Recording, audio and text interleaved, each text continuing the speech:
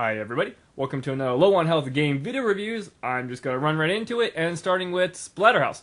Splatterhouse is kind of your basic, let's say a third person, not hack and slash, but brawler, kind of a beat 'em up type of game. In which case it's very visceral and very graphic. It's a very bloody game. And it was kind of cool. I mean, I really did kind of enjoy it to a point. It's kind of over the top. It knows it's over the top, and it's just fun, solid experience to play.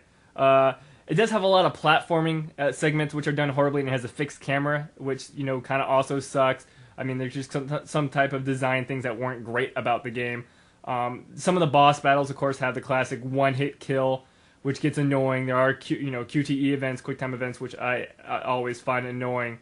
And the biggest problem with all that type of stuff, like the poor platforming and whatnot, whenever you die and you reload and spawn, it takes forever. It takes 20 to 30 seconds for a loading screen to pop up. And I did have the game loaded on the hard drive, and it didn't matter if it was a platforming segment or intro to somewhere. For whatever reason, the load times were like mandatory 20 to 30 seconds, and that was just annoying because I knew it shouldn't have been that long to render a room or the same boss battle again, and that just got very, very annoying as time went by. But overall, I found the game fun. Like, I didn't really let that bother me that much. I mean, it happened a lot, and it did get annoying, but I still enjoyed playing through the game. The story is, of course, kind of over the top. The masked character is kind of like, a thing possessing you is funny because he does little quips here and there, and because it has its own little humor.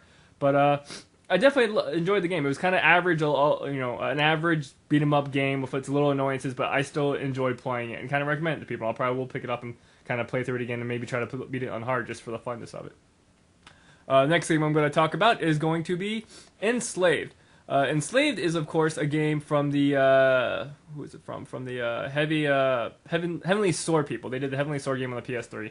In which case, this is Enslaved. Kind of takes place, I mean, if you know gaming, you kind of have an idea about this game already, and I decided to play it.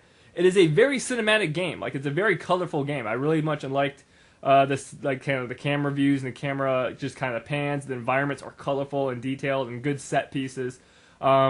But once again, I had issue because it's still just like, Splatterhouse, still kind of a third-person beat-em-up, in which case I did have issues with kind of the fixed camera angle sometimes.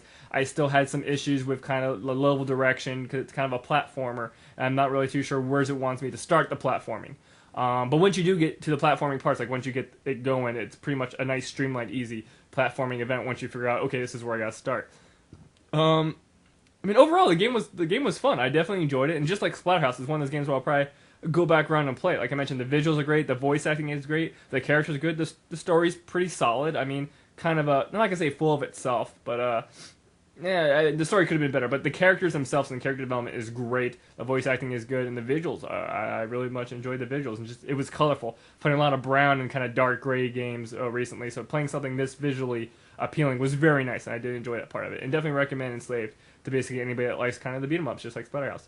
I gave Enslaved basically kind of a 7.75, and I gave Splatterhouse a 7. So theoretically, I liked Enslaved more, and that's probably more or less because of the presentation for Enslaved was higher. But other than that, as always, I'd like to thank you guys for watching, and I will catch you next time.